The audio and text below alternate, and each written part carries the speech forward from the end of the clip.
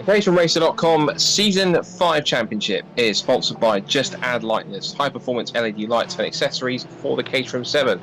By Design and Display Structures, immerse yourself in worlds beyond with bespoke projection screens. And by DPR Motorsport, your competitive advantage. We're also supported by Darren Burke, Performance Driver Coach. So, just 2 more meetings left in Season 5 for caterhamracer.com, and we head to the real-life penultimate round of the Caterham Motorsport season. That is at Snetterton's 300 circuit in Norfolk, here in bright virtual sunshine. We're all set to get going again. We've had 2 races, the last couple of races in the 420 yards. We're back into the Academy cars, so now we're heading off to the end of the season in these small little machines. Scott Woodwiss and Chris Hutchinson once again on commentary once more. Get into the sharp end now, Chris. It's not long to go until we have to start thinking about who we're going to crown our champion in terms of the top contenders. But it's been pretty tight all the way through from start to finish so far.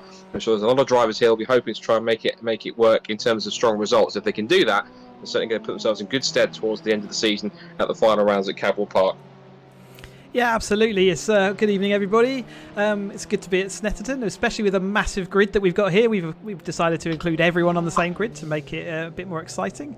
But yeah, definitely getting to the point end of the season, and definitely the starting to look at sort of what scores are, but also what drop scores we've got going on. We haven't got Steve McMaster here tonight. He's not able to make it, and that will drop him out of contention for the podium of sort of podium championship spots.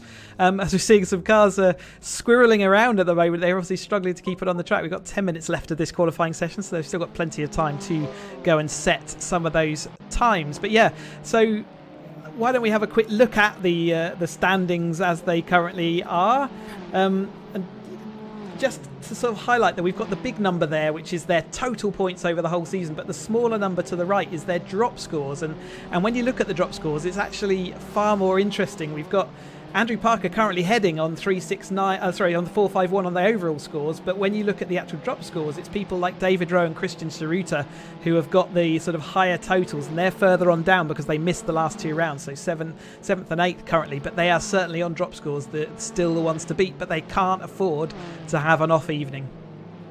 Now, as we know in both real world and also in sim motorsport, you all know, of course, that championships and series that run drop score systems means that they only really start to come into importance towards the end of the season. And now we're getting towards that.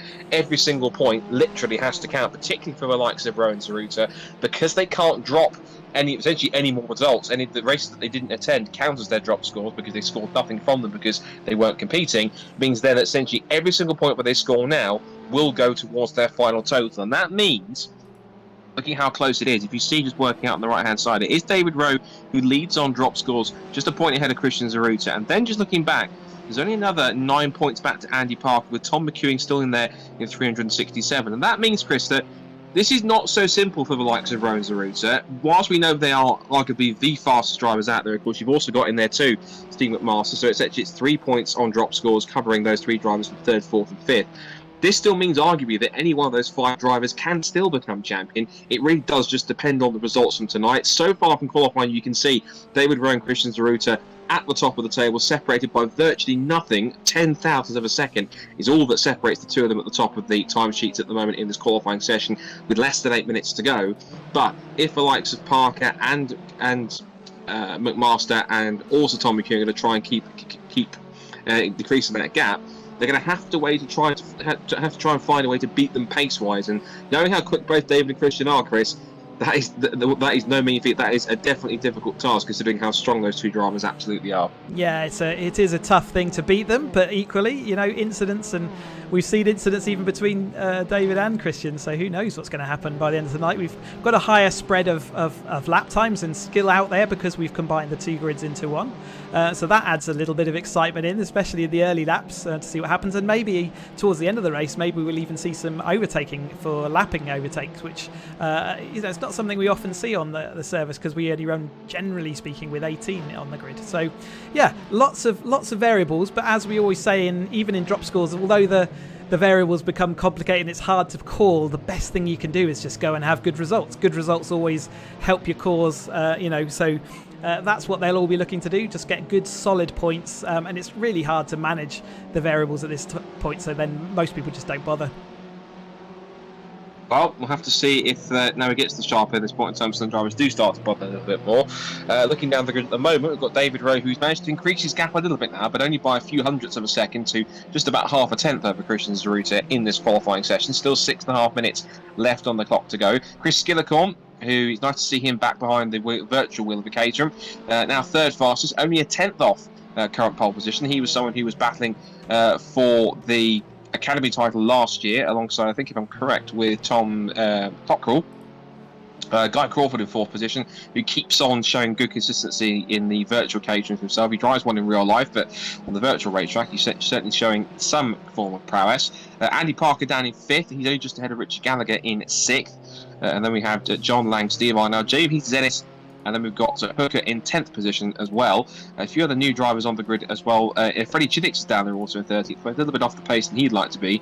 There's a couple of names on this grid here tonight, Chris, who I haven't seen before. Some of the newcomers in this grid is Tom McEwen pops up to 7th place just with that time, and a couple of other drivers change around as Jason Knight goes to P11. But some newcomers on the grid, it looks like tonight. So talk us through some of the drivers that we haven't seen too much towards the bottom end of those times, who I believe are making one of their first, if not their very first appearance tonight here at Snetterton. So yeah, of the people, we've got Philip Clark back on the grid. Here he is. He's been away for a little while, but it's good to see him back. And like I say, where some of these people, they have been racing, but they've just been on the B grid, so just off of the broadcast. So Philip Clark's definitely been there. Gavin Bolton, I think, is on the A grid for the first time tonight. So it is a sort of rusty-looking car we've got on the screen at the moment. He's struggling a little bit there into Agostini. Locked up the rears as he's changed down to second gear. It's very easy to do that in this Academy model. And we've got Gareth Newton. Again, I don't think we've seen him on the A grid, so in his yellow and white machine here. All these people sort of, you can see on the left-hand side where they're kind of sitting into that that order of things. And so, yeah, Gareth there down in 19th at the moment, but obviously looking to try and improve that. Adam Whitehouse, we have seen him on the grids before, but again, he's not a regular feature on the A grid, so it's good to have him on board. And then Anthony Hambleton, an old friend of mine who's also here, pretty new to the service, and again, I can't remember whether he's been on A grid, but I think he's more of a B grid driver. So welcome to all of those drivers. It's good to see them, and I say it's great to see so many cars just going around. It's pretty hectic out there, as you can see on the broadcast. There's lots of cars all over this track trying to set their times with 4 minutes to go. So let's see if anyone can make any small improvements here. Steve Arnell on a lap at the moment, currently sat in 9th. He's got about a few thousandths of a second to make to overhaul John Lang in 8th position. Then he's got a few more tenths to make up, about sort of a quarter of a second, and also try and get himself a little bit higher compared to close to the likes of Tom McEwen and then Richard Gallagher as we come towards the end of the session. Still just a 3.5 minutes to go. Sorry about as the continues on. Christian Zeruta now pops to the top of the time. So he goes provisional pole position with a 2 minutes 14.730. He will go to pole by just under 0.2 of a second now from David Rowe. More shuffling around. Tom McEwen's gone to fourth fastest. Jamie Peters has gone on his next best lap up to 8th, and also we've got Hooker in 11th place up into there with a better time, as is also Steve Arnell on that lap we were watching. He's now up into 8th place. Larby goes up to 14th. Clark is now 16th fastest. Hambot's up to 18th, and then Gallagher pops in a time that puts him up to 3rd. He goes 2 minutes 15.0, and he's about still just under 0.3 of a second away from the faster time from Zeruta. So even in this late stage of the qualifying session, Chris, everyone's finding a bit of a clear piece of track here. On a circuit like Snetterton, it's a long old circuit, 3 miles, lots of long straights and lots of long corners here. So there is a bit of space here for everyone to get around and pick up some clean space to get a lap time in, and that makes it a little bit easier for these guys to find the extra few couple of hundredths and tenths and possibly even push a bit too hard like Christian Zeruta was there exiting the left-hander at Hamilton's. But it's a circuit that's a bit more forgiving in terms of being able to find more time, rather than a circuit like Brands Hatch or something like a shorter circuit like Silverstone and National, or a tight circuit like Cadwell Park. The long straights here and the longer corners really mean that you've got more chance to spread out, more chance to find your own piece of real estate on track, and therefore more chance to keep on improving your times lap on lap as the session goes on. Yeah, absolutely. It's a nice long track. One of the longest that Caterham visit each year is the Snetterton 300 circuit, and just like in real life, it's yeah, it takes sometimes the whole session to find your clear bit of track, and you see David here is actually acting as a tower, isn't he? So everyone's sort of sticking into his toe to try and gain those extra few important tenths which move it up. But given the amount of movement in that left-hand scoreboard that we're seeing, it's clearly move time, it's go time at the moment to get in your good laps. So probably only one more to go after this, if they get across the line in time. Some of them won't make it, but it looks like the people we're viewing now will make it to the line for one more final lap. Yeah, so just to clarify, as with any other motorsport qualifying session these days, if you start a lap before the timer hits zero, you're allowed to finish the lap which you are currently on. So as long as you cross the line to start the lap before the clock hits zero, you're allowed to head back around and finish that lap that you have just started. So a couple of cars running wide out of Murray's, which won't give them the best run down the centre straight towards the start of that next lap. And one of the drivers that is going to try and pick up pole position again is going to be David Rowe. Comes across the line, and he does not improve his time. That time, in fact, he set was a 2:15 dead, exactly 2:15.000. But that time was still 3.5 tenths off provisional pole from Christian Zaruta. So he's now going to make his way out of Ritchie's down towards the Wilson hairpin under brakes. That's Jamie Peters-Ennis, who's quickly exiting stage right onto the grass, just by the scary tree, which no longer exists in real life, unfortunately, but it does in the sim. So long live the scary tree. There's John Lang in the top 10, but 1.2 seconds off pole. He's not too far away from Jamie Peters-Ennis, who appears to have finished his participation in this session. He will start at least a best ninth, unless anyone else behind him makes up a chunk of time on this final flying lap. John Lamb makes his way through the Agostini hairpin, and now the short straight towards the left-hander at Hamilton, which is named after, of course, Sir Lewis Hamilton, and then into Oggies, which is this very tricky right-hand here. It's one of my sort of favourite corners to watch cars go through, because it's an early apex, then it just opens out all the way through the exit until you get to this short little chute towards Williams.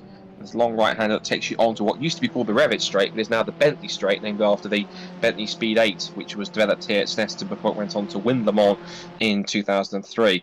Clock's at zero, Chris, and so far it seems a couple of drivers are trying to improve, but I think it looks as though, and that's David Rowe can pull out some miracle lap here on this final run. Possibly, I think Zaruta's got this pole position. Then again, we've seen stranger things happen in sim racing, and they pretty much usually do, particularly with Caterhams. Yeah, let's keep an eye on David, then let's follow him over the line. Thank you, John, for your lap around. David just goes off wide, so I think we've scuppered that lap, and apologies to Jamie Peters-Ennis as well for cutting to him just as he was exiting stage left. But yeah, it does look like Christian's made this. A couple of laps. So yeah, David's aborted that lap now, so he's definitely not going to be getting pole position. That will go to Christian, but we'll follow Steve Arnell as he goes around here. But yes, brilliant, set of qualifying there for everybody. The times are close. Those 2 tenths at the top, though, Christian set that lap about a lap ago, so he moved the goalpost even further. So Ryan Hooker there just going up. So let's follow Ryan over the line. He's the only one that looks like he wants to complete, but I think he's well off the pace on this lap. So yeah, it does move him in time. It moves him up, but it doesn't move him up. He still stays 11th. So no improvement then for Ryan Hooker as he comes towards the end of the session. A couple more cars across the line. Larby's improved his time, but stays 15th, so no change for him in the order. A couple of drivers a little bit lower down than I'd expect to be, particularly Freddie Chiddick, standing in 16th place, not as high as I thought he would be towards the end. Everyone pretty much within the top sort of 11 or 12 is already in pit lanes. That's their session over, of course. Last couple of drivers are still out on circuit in the bottom half of that 24-car field, looking to try and increase their time. But the spread between times is just under 4 seconds. So it's not too bad between first and last position. Across the line goes another one of the cars. That's Paul Ferderhuff, who I think has improved to 12th position. So he's held on to 12, at least improved his time in 12th position. Across the line also goes a couple more cars, but there was no improvement on that side either. So now the end of the session's come around. We see our grid for the first of 2 races tonight, 2 15-minute races, and our penultimate meeting of the season for caterhamracer.com Season 5. It's Christian Zaruta and David Rowe, the 2 championship leaders on the front row together, as many would have expected, but it's Zaruta on pole by just over a quarter of a second. Richard Gallagher will start third alongside Chris Skillicorn on the second row of the grid. Then row 3 sees Tom McEwing and Guy Crawford, followed by Steve Ardell and Andy Parker with a job to do from 8th on the grid to pick his way through from the 4th row. And it's Ben Maskell and another solid run from Jamie Peters-Ennis, who puts his car into the top 10 with 10th fastest. Row 6 is John Lang and Ryan Hooker from Paul Fernerhup. He's a bit further down. He'd like to be in 13th. Jason Knight will start in 14th on the 7th row. Then it's Alan Curtis and Matt Larby. And Freddie Chiddicks, again, another one to watch for back from the 9th row of the grid. He starts alongside Faris Babsale. Then it's Philip Clark and Adam Whitehouse. That's not even the end of the grid. There's still more cars to come. 26 cars, could have been 28 in fact, because we've got Neil Pardo and Chris Burke, Hudson Knight, and then Andy Hambleton. And then Gavin Bolton and Gareth Newton. We're also possibly looking to see if Andy Howard and Michael Coombe would make it onto the grid, but they haven't appeared in this session. So it looks like we're going to get one of our, I think, biggest grids of the season on stream, which is 26 cars, which is looking strong, particularly with such a long pit straight, which means you can accommodate quite a few of them anyway. So just switching ourselves over into the race session any second now. And now the 2-minute countdown begins and the drivers start to prepare as they pop onto the grid one by one. So a mammoth 26-car grid is getting set for the first 2 15-minute races tonight. This is going to be, I think, while there'll be some strong battles behind, I think it's hard to look past the battle between Zaruta and Rowe at the front. These two are going to go out to hammer and tongs right from the very first corner, and that start, particularly on either side of the track, there's no real side of the track that gets you any kind of an advantage. In real life, I suspect possibly maybe the inside, because that's where many cars run to get the tighter run to the pit straight to get the quickest possible lap time. But the sprint down towards Ritchie's is very clear. It's a fast, but also it's a relatively narrow corner as well. So trying to get the line right, Chris, is all important, particularly when you're trying to beat the guy next to you on the front row of the grid to get the whole shot into turn 1 to try and lead down towards the Wilson hairpin. It's very important with Ritchie's corner. It's a fast one, but it's also deceptively tricky at the same time. Yeah, I think I would prefer pole position to be at the inside there, definitely. But you get what you're given, and especially given that the next turn used to be Montreal hairpin. I'm not sure what it's called now, but it's obviously a tight right-hander, and so being on the inside of Rich's obviously helps you up the inside of that corner as well. But yeah, I also think it's hard to look past these two, except for if there's incidents, and certainly Chris Skillicorn and Richard Gallagher have all been really fast this year, and we know that Andrew Parker's got the speed to be up there as well. So there's deep interest, and you can see how big this grid is. There's lots of cars involved, and that's always going to add some variables, isn't it? But I wish them all good luck, and let's hope for a good race. 26 cars means 26 stories on the grid, but of course only one of them can take the top spot as we get closer to the end of the Season 5 Championship for caterhamracer.com.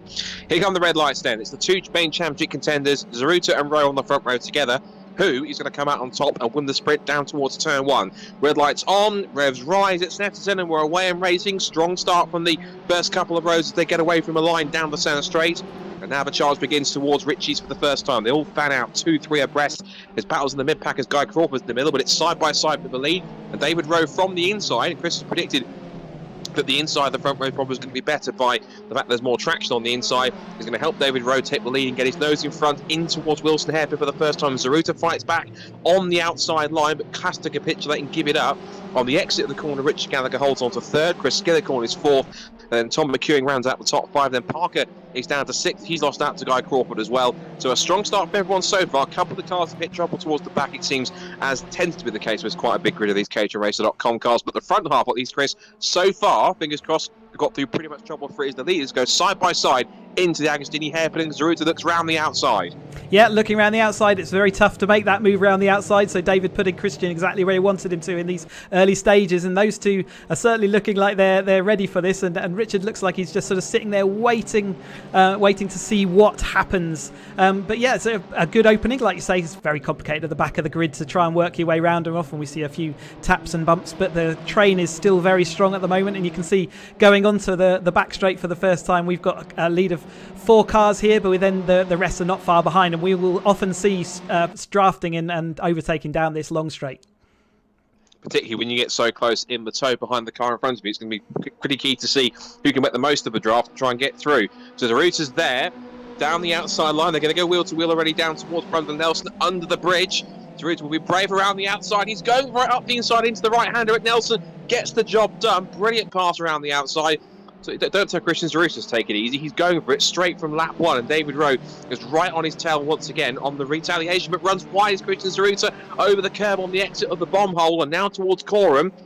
This long right-hander, he knows Rowe's on the inside line, but he'll put him on the outside for the next corner, which is the left-hander at the very tricky braking zone. The tight flickers to go through Murray's. They're still side by side. Gallagher's getting involved now to possibly get into second place. Rowe's down to third on the exit, and he might lose third as well, because here comes Tom McEwing and also Chris Skillicorn. They're going to charge down the pit straight with Zeruta in the lead, Gallagher in second, and they're almost 3 abreast for third. Down the pit straight, McEwing's up to third after he started deep in about 8th place on the grid.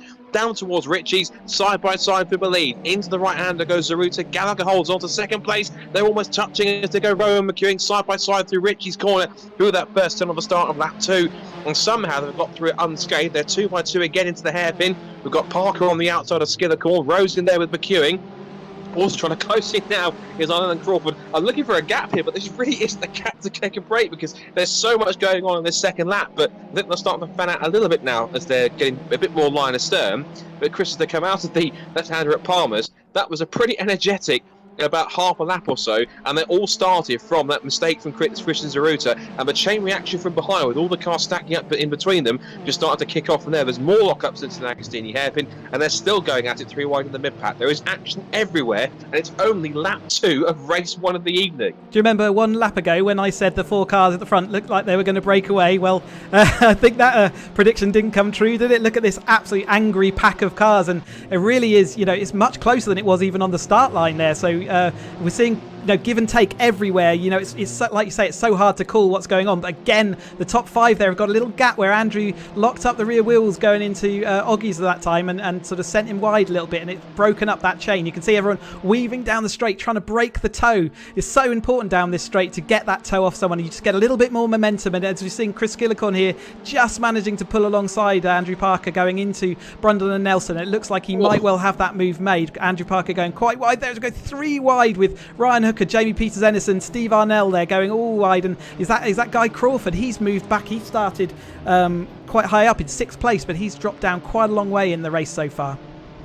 Yeah, big shuffle for him down towards the bottom of the top 10 for Guy, so got some work to do to try and get back at it, but the top 4 have broken away, as you said, Chris, and now this is really going to be a chance for the likes of Skillicorn, Parker and Co to try and bring everyone through. Again, really impressed with the start of Jamie Peters. I think was that possibly Skillicorn running deep into the right exit of the yes, it was. Skillicorn ran very deep into Murray's. I thought he wasn't going to make the corner, and he did. Ran wide, came back over the curves, now taking advantage of that. Has gone both Andy Parker and Jamie Peters-Ennis. And I've always been impressed by Jamie Peters-Ennis. The fact that he starts a little bit deeper in the field, but he's very quick to race his way through in the early stages. Now the test for him is to try and maintain that position in the mix, and unless he can hold it together and prevent any kind of a mistake or a mishap that might see him trip up and lose a couple of spots. And hopefully that's not the commentator's curse. But strong effort so far from Jamie, up into P6. He's not too far away from the leaders, but that top 4, Chris, as we mentioned, is starting to pull away quite quickly. But Zeruta's in front. Rowe's got back into 2nd place, but with Gallagher and McEwing trailing. But it is Zeruta in control with his main championship rival now once again starting to get back on his tail in 2nd place. Now he's dispatched of Gallagher. So Rowe's had to fight his way back through, and he has managed to do that, but he certainly looks under pressure from Richard Gallagher, whereas Christian actually doesn't look under pressure at the moment from anyone, does he? He's got that little bit of a comfort zone. It can disappear in one corner, but he's certainly less under pressure than David is, so David will certainly be feeling that one at the moment. And that pack behind us still going at it, so we've still got the pack now led still by Andrew Parker. He's let that gap go, but he has got the pace to try and draw that back in. It's still very much a developing race this at the moment, especially with 3 laps in. Is it 4 laps already? So it's really good stuff.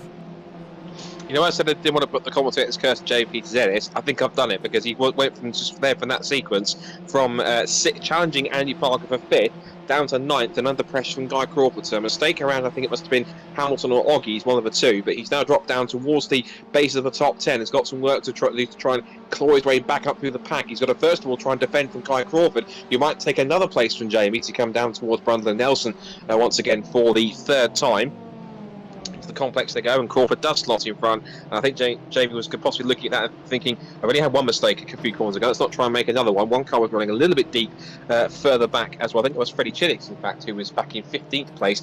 Not as high as we've seen Freddie before, Chris. Are you a bit surprised he's a bit off the pace tonight? Because, of course, someone who's in contention in real life for one of the Academy titles has been also shown his prowess in these Caterhams before in some of the previous races, but not quite feeling Snetterton this weekend, and that might be a bit worrying for him, considering that he's got a race there next weekend, if for real. It can be just a matter of has he managed to get on the server and do enough practice laps. I mean, we said the quality of this grid and the amount of time they put into perfecting laps is high, and so to get to the front you have to put in that practice. You can't just turn up on the evening, and maybe that's partly what Freddie's suffering from. But equally, it can, I have no doubt that Freddie will be right up there fighting for the win in the academy. He's proved this year that he's extremely quick and capable driver. But yeah, in the sim you can get on with a particular track better than others, and we see here David's definitely not let Christian go now, so that what looked like it could be a gap is not going to be. So yeah, I think Freddie Chiddick's we'd expect to see higher, and maybe in race 2 he'll sort of continue up the race. But there's plenty, if you're looking down the grid, there's plenty of really good racing going on, and actually it's the people like Paul Ferniehoff down in 18th, and he's a regular A grid, has been on the podium before now.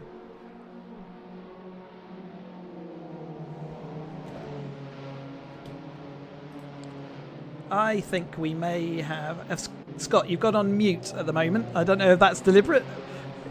That was for a second. I was trying to pick something up, but apologies. I was just I was just mentioning that looking back in that mix, you saw that Paul Ferniehoff was battling with Hudson Knight. Of course, is the son of Jason.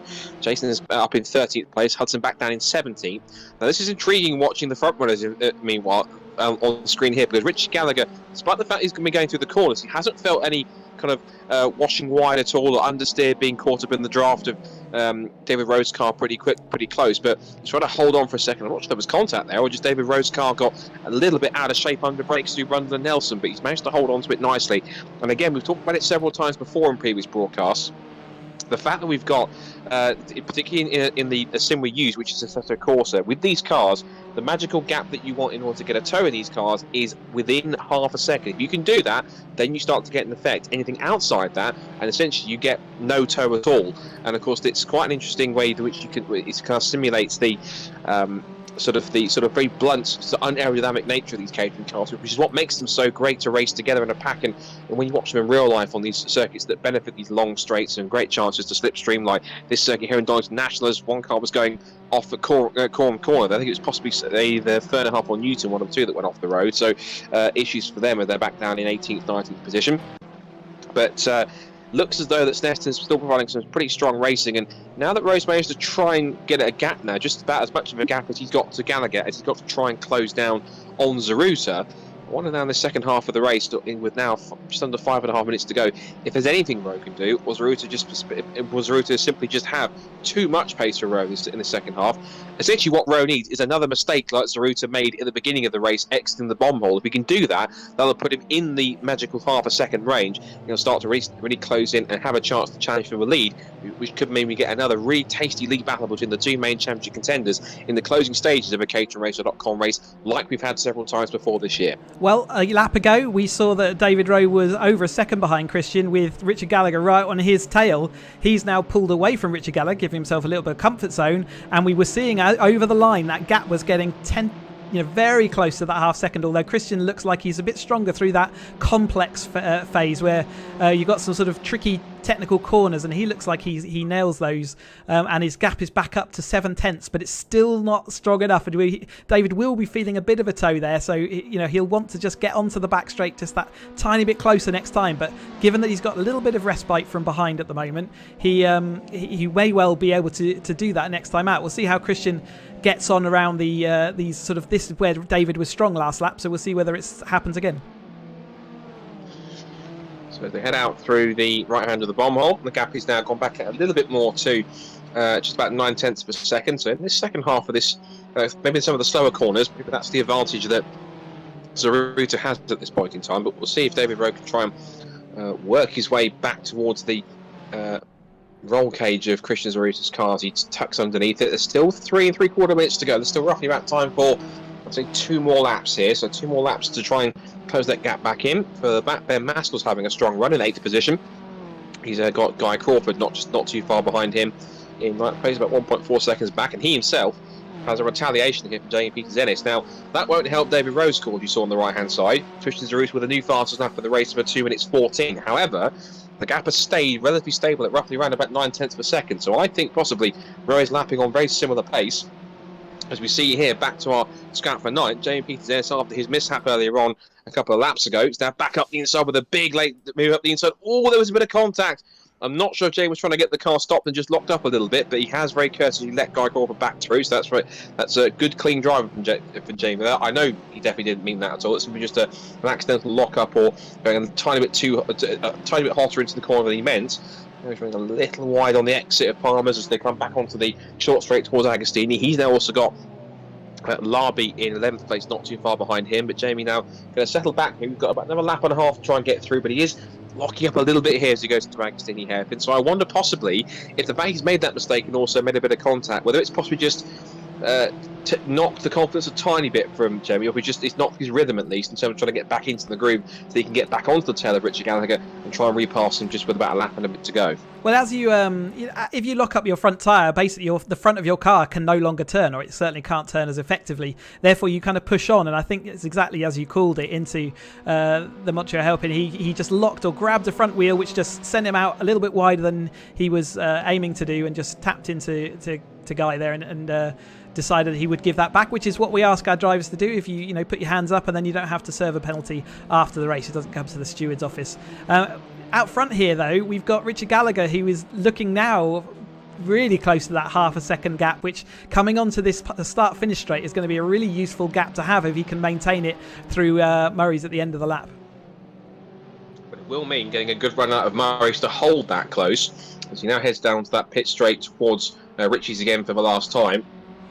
The important thing is if you can stay close enough. Now that gap's gone back out to about 6-7 of a second, so yeah, he definitely didn't as strong as Rose. He didn't get a good exit, unfortunately. No, he slid around the corner.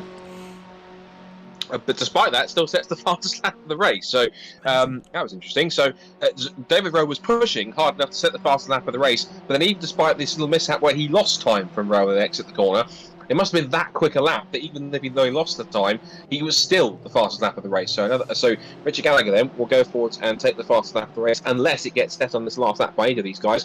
The lap with that scrap for 9th place, Jamie Peters is trying again here through Richie's corner.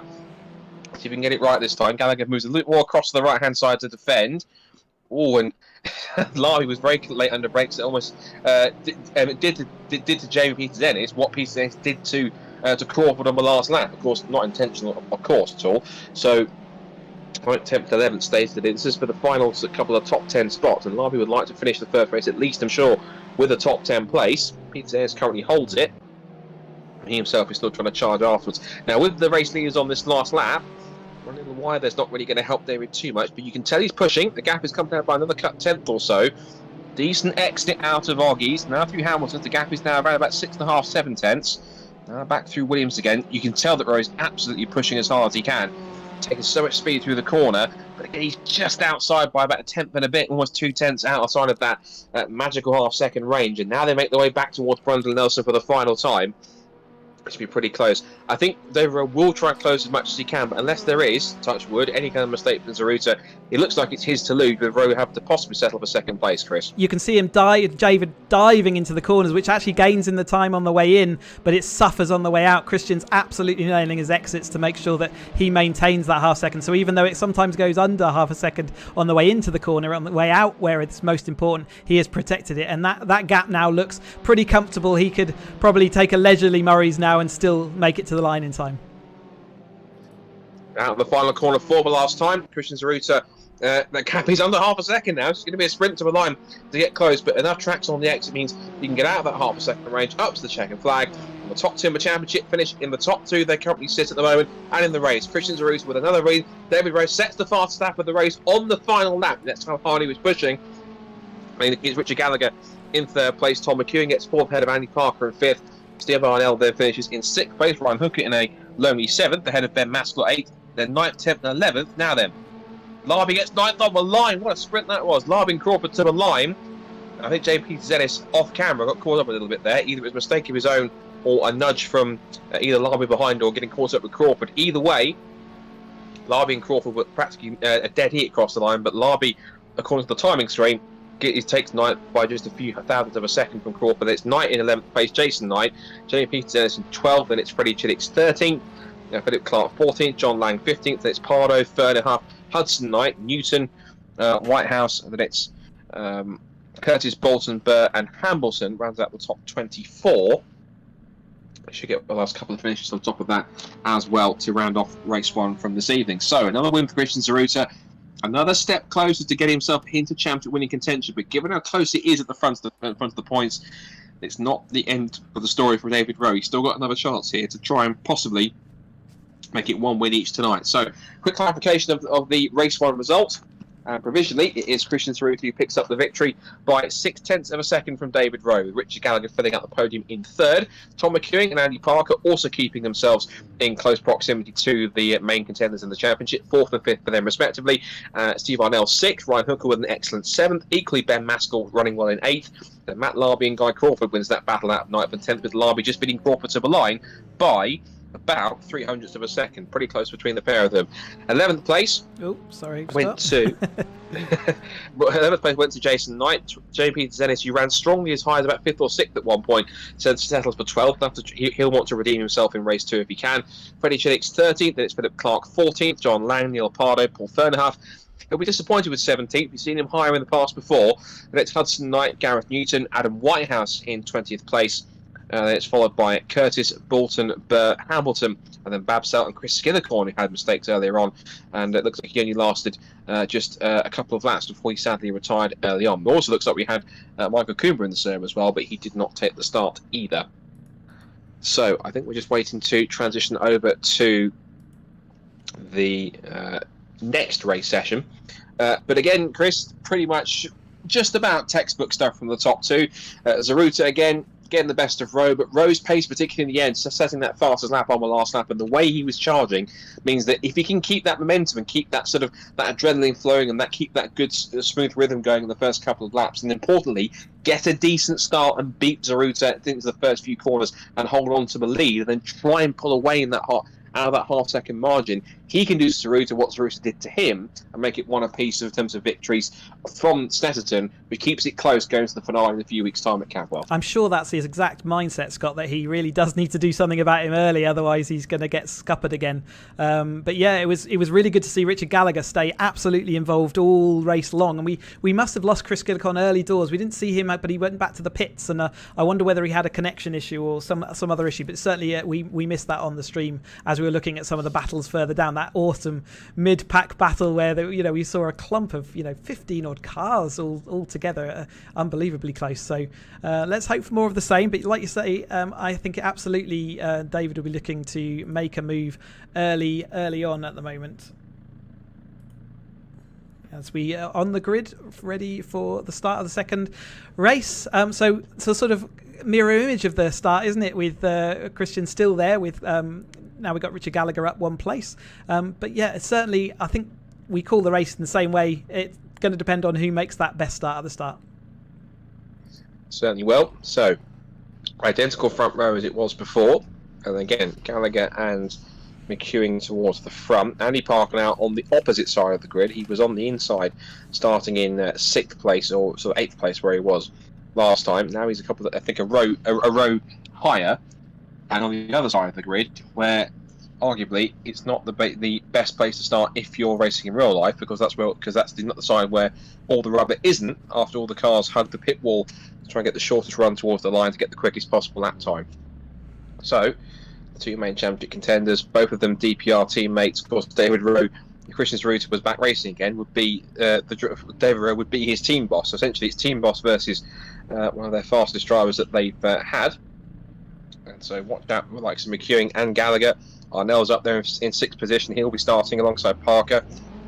And I'd say also as well, and I've spoken about him a lot, but JP Zennis managed to get head up as high as 6th at one point. Can he pick his way through the early couple of laps and get up there, and then more importantly stay there this time and have fortune favouring on his side? Well, let's find out then. The second 15-minute race for caterhamracer.com. Season 5, the penultimate meeting of the season at Snetterton. Race 2 is about to get underway. Christian Tsuruta has a win. Is Rowe going to make it 1 apiece, or is it going to be 2 from 2 for Christian? Lights are up, revs are rising, out they go. It's a decent start from the inside of the front row of the grid from David Rowe again.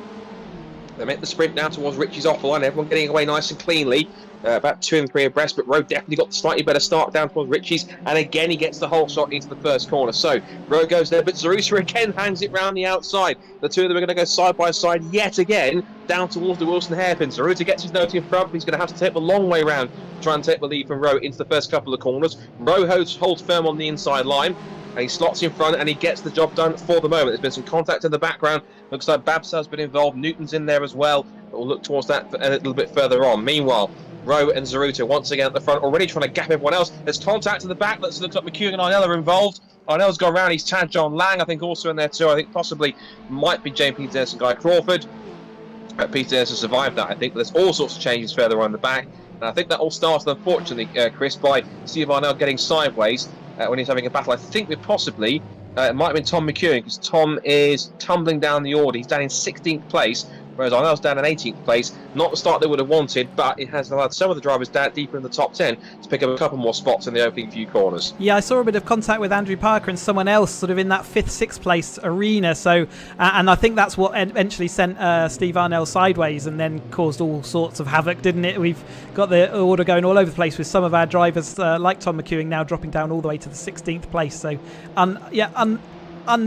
well, not a good start for those drivers, but what it's done is actually let the front lot get away, which is, I guess, good for Christian in that they've got contact between the two at the front there. Christian Zaruta and David Rowe make contact. They were under brakes with the right-hander. Zaruta skips across, which again at Brandon Nelson, and Rowe was trying to cover off Zaruta, who was again trying to make that daring move round the outside. Didn't quite work, and David said, right, you tried it once and you embarrassed me there. Not going to happen this time, and there was wheel-to-wheel contact. I think Rowe just about made the chicane properly. Zaruta skipped across the grass, and that small advantage that they had over everyone else has now been absolutely brought to nothing, because now we've got back in third place Richard Gallagher, who is back in that league group again. So up now out of Murray's again for the first time. The top three are together. It is Rowe from Zaruta from Gallagher. Gallagher's got the double toe for the two cars in front. The two main contenders in the championship, Rowe and Zaruta, side by side again.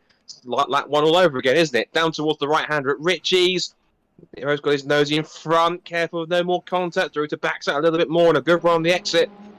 Zaruta runs wide, allows Richard Gallagher to get back into the mix. He might steam up the inside to take second place into the hairpin. Look at Gallagher trying to sneak up the inside. They're both ran a little too deep, did both Rowe and Zaruta.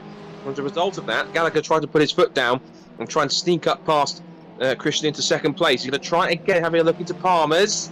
Well, that's close, but the key thing here is, Chris, is that Christian now is so preoccupied immediately with trying to fend off Gallagher.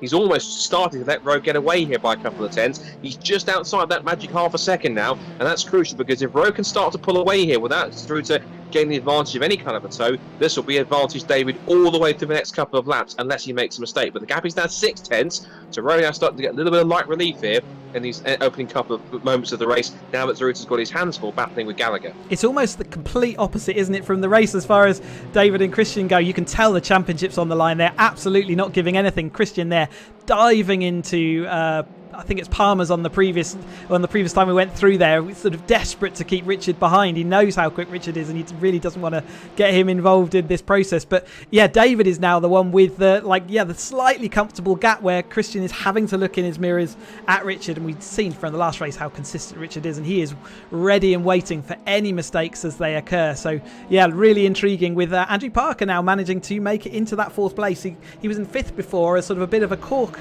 to the rest of the field following along, but he looks like he has now got the bit between his teeth and is ready to charge on up. And can he make that gap across to Richard Gallagher to sort of become an interference there as well? He's got 1.9 seconds to make up, and he has been looking pretty strong. And of course, all the time that Gallagher spends battling away and holding himself up, as well as Zaruta and Rowe, it means that he and everyone else will start to benefit from that and close back in quick enough. So they come up through the right-hander at Murray's and back onto that pit straight then. So there's only the second lap.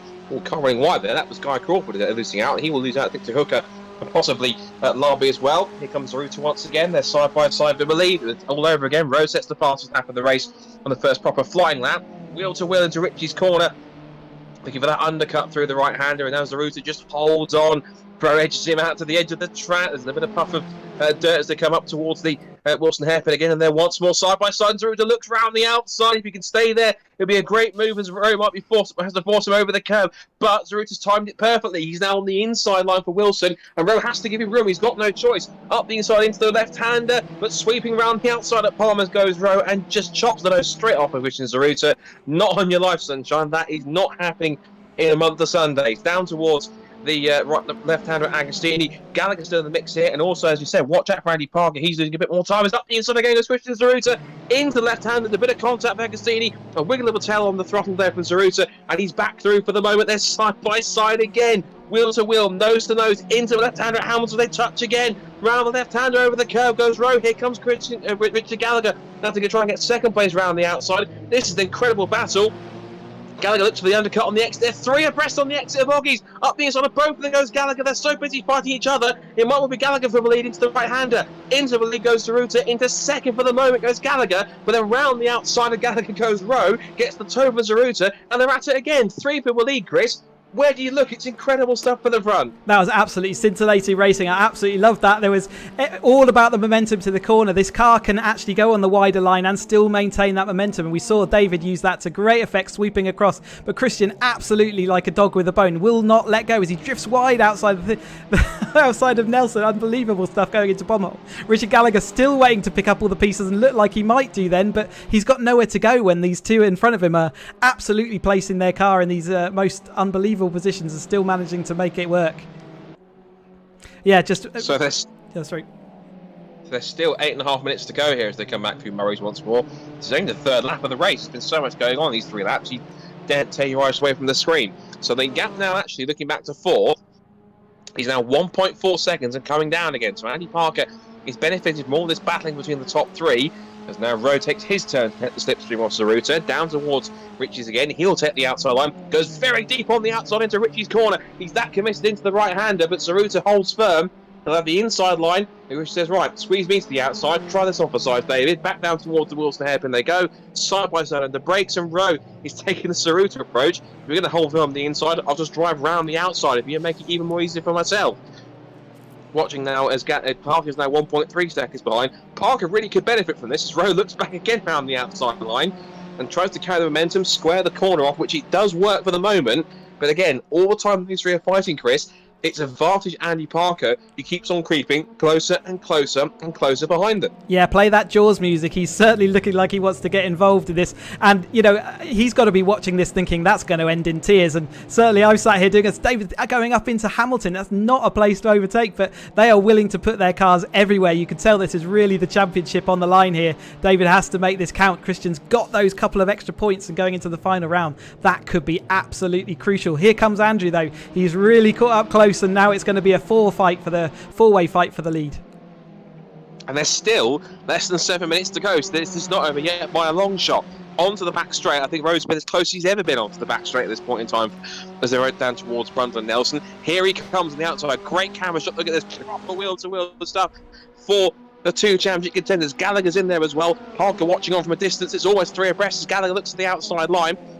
I think they're different approaches into Brundle Nelson, but Rowe this time does complete the move and he's back into the lead. Zeruta gets a good exit on the from the complex, back through the bomb hole they go.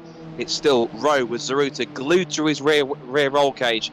Looks back up the inside at Coram. They're going to be side by side and wheel to wheel again. That shouldn't be possible going up the inside at Coram, but he's going to go around the outside. There's more contact and out goes David Rowe. He's off the road. David Rowe off the road backwards up at Coram corner. It was going to happen eventually, I think, and now on the inside for the lead, now goes Richard Gallagher. So out of all of that, it's held up Richard Gallagher, Christian Zeruta, so much that Richard Gallagher gets involved. He now takes the lead. Here comes Andy Parker. He's the one to watch for. He's now into second place across the line. One small move, one false move from either of them, Chris, and it was going to end in tears, and unfortunately through Coram it did.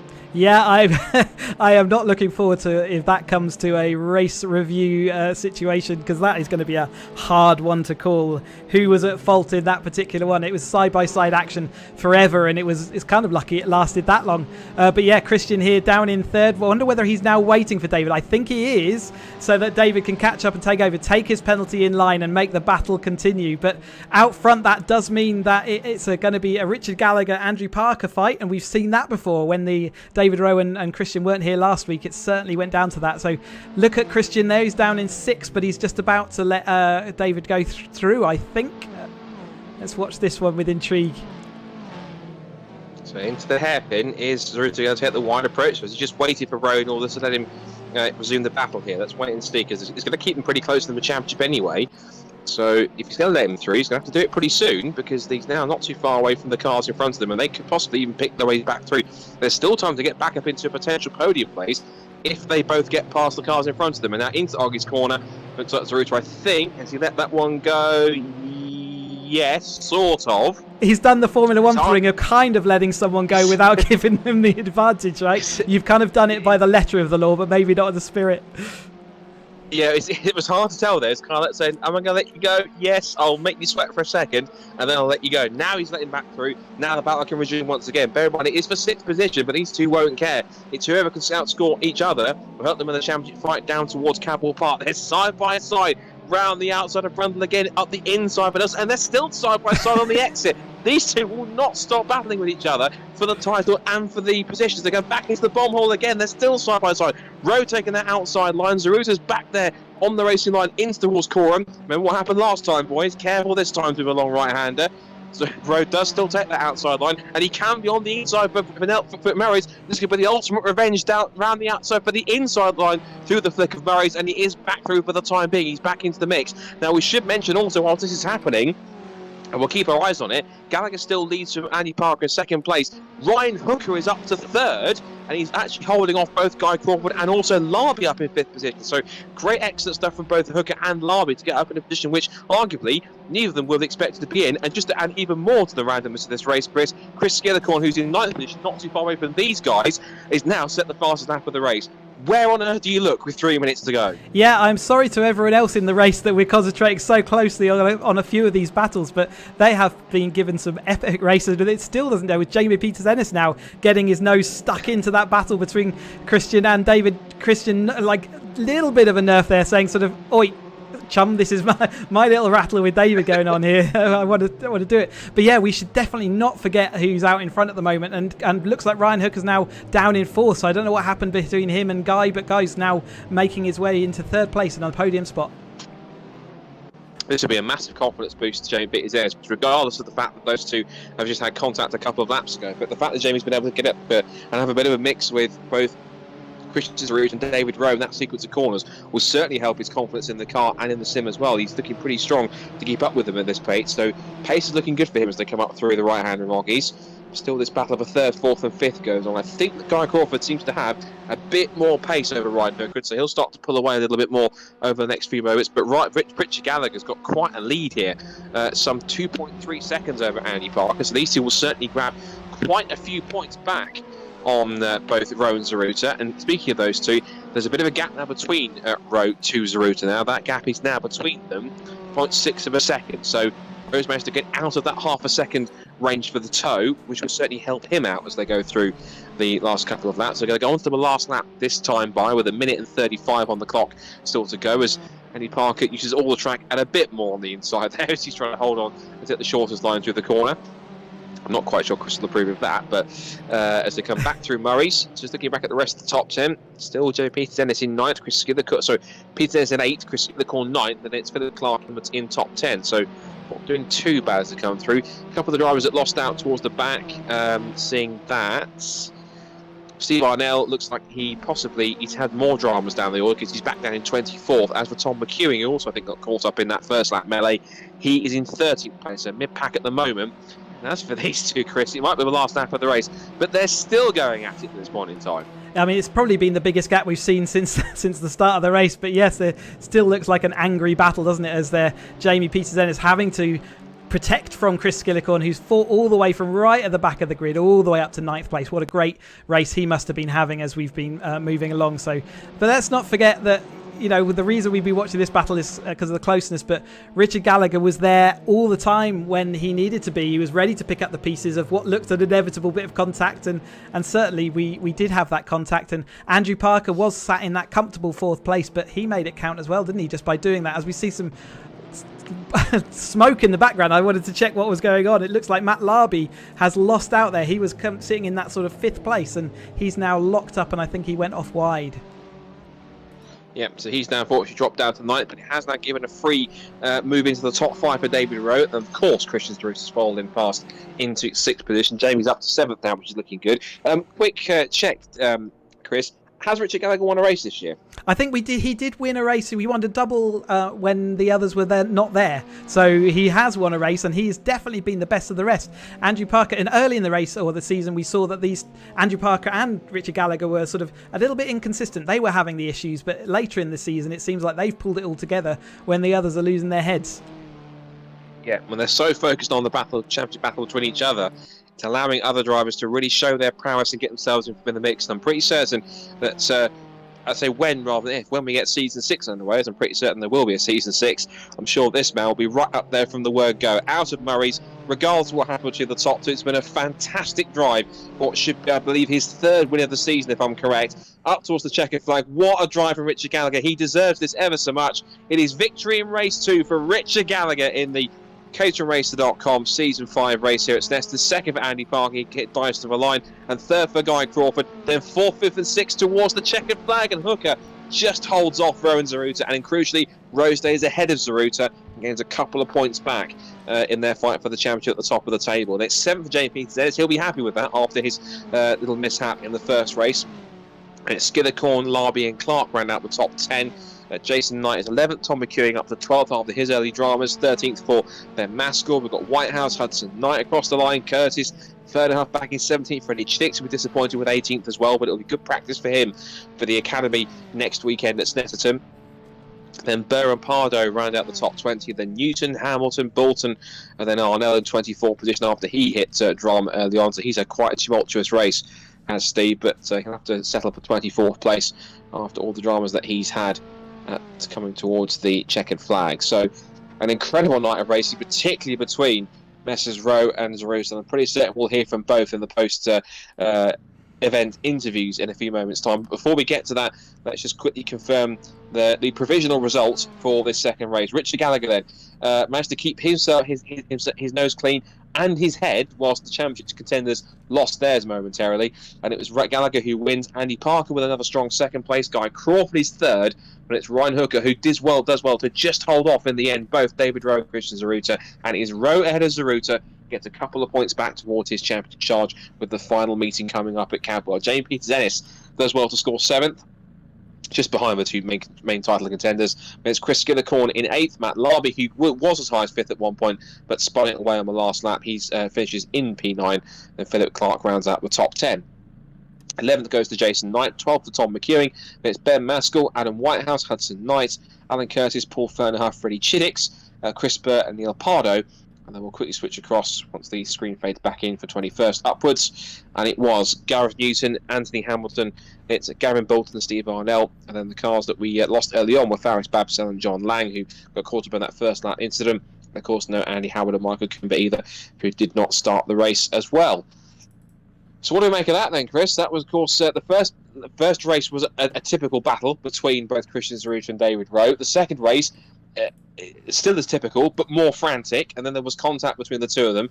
Obviously, to clarify, of course, non-intentional, but it courteous enough for Chris to wait for David to let him back past before they battled once again. And even then, they still got 5th and 6th. It's still strong points, and it still means that they will stay in contention. But the likes of Gallagher, the likes of Andy Parker, the likes of Tom McEwing, in that second race particularly, they've all clawed some points back, and it means it just keeps them just about in contention heading to those final two races. And it means, I don't think it'll be as straightforward as Rowe versus Zerouta. It will mean that those three drivers I've just mentioned, which are Parker, Gallagher and McEwing, if either of those top two slip up, they'll be all there to pick up the pieces. Yeah, absolutely. I mean, races often have a character, don't they? And you know, often we see races spread out and just become calm towards the end, but that had none of that. It was absolutely frantic throughout the whole field. We saw some incidents sort of in the early laps, which sort of laid the foundation. And yeah, I guess when you put your car side by side for what was 3 laps almost continuously, at some point there is going to be a bit of contact. And unfortunately, in the simulator world, sometimes a little bit of contact can actually have an adverse, car reaction on that wouldn't happen in real life. So I think in real life that incident would have just been a quick tap and on you go. But in simulator land, that does have a bit more of a serious consequence. But we saw Christian wait as he should do. But yeah, I mean, absolutely ready for Gallagher and Andrew to pick up the pieces on that battle. And yeah, like you say, it makes all those permutations so complicated going into the final round. It's going to be hard to call. I think we'll be busy doing the calculations to try and bring you the result at the end of the next event. I don't know about calculating into point scores. I've got to do that for real life in several championships in the next few weeks. So I'm going to calculate enough for that, trying to work out the Caterham ones as well. But excellent stuff from all round. And I think this might be possibly hopefully one of my favourite pit lane walkabout adventures for interviews, Chris, because there'll be some drivers that have quite a lot to say about tonight, particularly, I'm sure, the top 2 in the championship. I'm sure it's going to be nothing less than amusing. But of course, the likes of Richard Gallagher and everyone else are going to be quite pumped up with their strong results. So I'm quite excited to say, Chris, once again, off you go, and let's see who we can find from tonight's racing. I'm sure with our front runners, but I'm expecting some pretty interesting conversations here, starting, of course, with our Race 2 winner, Richard Gallagher, Chris. Yeah, have you got us, Richard, in the commentary box? Hello, chaps. So, I mean, what a night's racing. You were in the best seat in the house for most of that, and including at the end. So let's go through your first race. You sort of got stuck in a couple of times, but I'm guessing you felt it was discretion was a better part of valor and just let them fight out in front of you. I don't have the talent of either of those guys to avoid big problems. Well, so I would have thought before the second race anyway. So yeah, I thought just try and let them drag me forwards a little bit rather than fall back in the pack. So it was everything I could do really just to keep up with them. But I mean, race 2, it paid off. Just the patience to let their talent run out, and you were absolutely in the right place. I mean, at one point, again, it looked like you would, come away with that anyway because of that they're battling. But you must be pretty consistent. It was a nice strong end to that race, and you just pulled away into the distance. Yeah, really happy. I mean, at one point I was just going to tell him off because Andrew was starting to catch up. I was just going to say, stop messing about, lads, come on. But no, actually, I'm obviously not the way you'd like to win. You'd rather overtake him on the track properly, fair and square, but lovely, so I'm still chuffed. Take them any way you can, and that probably puts you sort of closer in that championship contention now with the leading 2 there sort of on drop scores dropping back a little bit in 5th and 6th, so might put you in sort of more of contention towards that top step. I don't know how realistic that is, to be honest. I've got some stinking scores, quite a few of them from earlier in the season, so I'm not worried about that. I'm just having great fun racing closely and clean with these guys is a bit of a privilege, really, so I'm just enjoying every minute of it. Great stuff. Thanks, Richard, and well done tonight. Cheers, guys. Thank you. Yeah, and we'll pull in Andrew as well. Andrew, have you got us in the commentary box? Hey, Cheesy, here's Scott. Hey, so... Oh. Maybe the first race was a bit of a lonely affair, but that second race you were absolutely in the right place at the right time. You got through some early scuffles, it looked like, and ended up pointing in the right direction. Yeah, I came really good with Steve and Tom had a little tussle, and I sort of sailed through Christian style. And then when Dave and Christian were battling out at the front, I was just slowly clawing back to them. And then, it looked like Christian just blatantly rammed Dave off the road. Not that you want to put an opinion out there, but yeah, thanks for that. I will look forward to the reports. But yeah, it was unbelievable to watch from where we were sat, and really, from quiet beginnings, you had some pretty solid results in the end. Yeah, I didn't really have the pace here. I don't know why. It wasn't for lack of practice, but it just didn't seem to come together. But right place, right time, as you said. So happy days. Great stuff, and we'll look forward to seeing you out next time. And just as I said to Richard, that slightly weaker result for the top 2, puts you in that sort of maybe within touching distance if things go your way in the next round. Yeah, there's always a chance that they'll take each other out again. Always is. It looks a pretty strong chance as well. Thanks very much, and we'll see you next time. Cheers, chaps. Good night. All right. Now, Scott, I'm not sure it's a good idea to bring them both in at the same time, but should we do it? Well, but that would be a sensible decision, and we never do sensible decisions here. So, of course, we're going to bring them both in together, I'm sure. But anyway, let's... at the end of the day, it's your call. But let's give it a go. I don't think this is a good idea. But Christian, have you got us in the commentary box? Christian, are you there? Yes. And yes, David, are you there as well? Oh yes. I'm here. I can hear you. Seconds out, round 3, ladies and gentlemen. I mean, what I'd like to say before either of you have your piece, was that there was some absolutely incredible racing, and I hope that you enjoyed some of that. Even there was a little bit of contact in race 2. I thought overall the racing must have been quite exciting. Let's start with you, Christian. Andrew Parker decided that you did absolutely barge David out the way, and how do you respond to that? Well, if Dave doesn't want to leave room and wants to squeeze as hard as he can, he has to expect these things to happen, especially around the outside. It's just not where you want to be, is it really? And I would counter that with the several instances of foul play from David whilst trying to pass him, regularly putting me onto the grass. I mean, disgraceful behaviour. David, allocations of foul play, how do you respond to that? Well, it was really nice to see Christian coming back to return the place to me after he had sideswiped me off at Caterham. And it's, I had a text message, I can't say who it was from, but it said... was your dad's cheese. and it said, it's good to see that Christian has finally got a conscience after all. And you know what? I think that summarises the season for me. I think it does. Unfortunately, I would say, Christian, you've probably come out better on top with the extra points for that win in race 1, but certainly damage limitation there in race 2. I would say deserved, to be honest, after, karma. So, and that puts you in a fairly strong position, I would say, going into the final round. It does make the calculations pretty complicated, but you must be pretty happy with the overall result. Yeah, well, I think because David and I missed the last round, it's just basically whoever wins at this point. I'm not sure what the point gap is now. I think David might be slightly ahead, but, when I fire him off again on the next one, it won't be a problem, will it, really? And David, that's a fighting talk from Christian there, and I'm guessing you're ready to take it to Cadwell. It's a great little track, and one that I can imagine you can go side by side around every corner again. I mean, yeah, it's a full showdown at Cadwell. I've seen a bit of what Christian's made out of for this one, so I'm going to be returning the favour. It was absolutely fantastic racing when it was, for I would say 99.9% of that race. So I hope that there's more of the same, and I'm sure Scott, you would say more of the same as well. Yeah, I think let's not go to BCCC levels, boys, but let's keep it energetic and keep it entertaining. And I'm pretty certain we're going to get quite a thrilling finale at Cadwell Park, and it's quite a circuit to have a finale at where passing's not easy. So all I can say is. Let the best man win. I'll let you two work out who that is. I can't make any promises that Dave will not end up on his roof. That's what we started, Chris. Yeah, thank you very much, you two. We will speak to you again very soon. Cheers, guys. Cheers. See ya. There you go. I do like how that was very quickly abrupt. As soon as I heard that to the potentially of David Rowe potentially ending up inverted, then he very quickly said, right, moving on.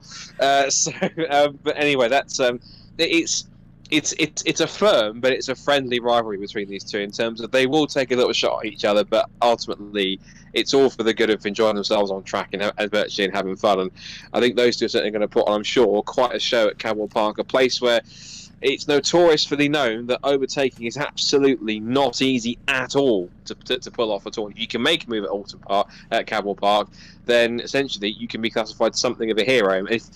Whilst they might have got away with it today, Chris, I'm not sure there'll be too many side-by-side antics, at least at Cadwell Park. Then again, this is Christian and Dave we're talking about here, and they'll go side-by-side practically anywhere. So I think we should expect the unexpected at all times in the next couple of weeks. We're back into the 420s for this final round, and actually that does mean that side-by-side's even tougher again. These Academy cars really lend themselves to that kind of racing, and I don't think it's going to be a while before I forget that race 1 on about the second or third lap when, it was literally 4 4x4 halfway through the field. I mean, absolutely brilliant by all the drivers. And I know there's been some contact. There always is a little bit of jiggery pokery, but overall, I think the racing tonight was stellar. So, and that's what I love to see. And long may it continue.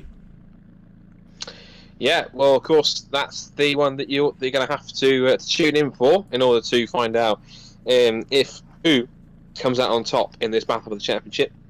Whether it is going to be David Rowe, whether it is Christian Zaruta, or whether potentially it's someone else. And you only have to wait until the 12th of October for that to happen. The season finale, where a couple of drivers are back in the fastest Caterhams that we have, the Caterham 420Rs, once again. And that is going to be quite an exciting spectacle. We'll both be there. Hopefully you will be too.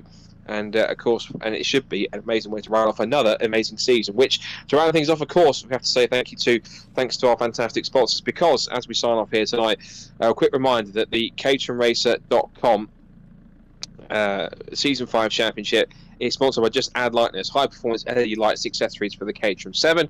With design display structures, immerse yourselves in worlds beyond with bespoke projection screens, and by DPR Motorsport, your competitive advantage, with additional support from Darren, Burke, Performance Driver Coach, from Chris Hutchinson and myself, Scott Woodwiss, and all of us at caterhamracer.com. Thank you for watching, and do not miss the season finale, October 12th, back once again at 8:30. 2 more races to decide who wins Season 5. Is it going to be Rowe, Zaruta, or could someone else steal my limelight in the virtual world of Lincolnshire? So join us then. Until then, take care, and bye for now. I can't wait.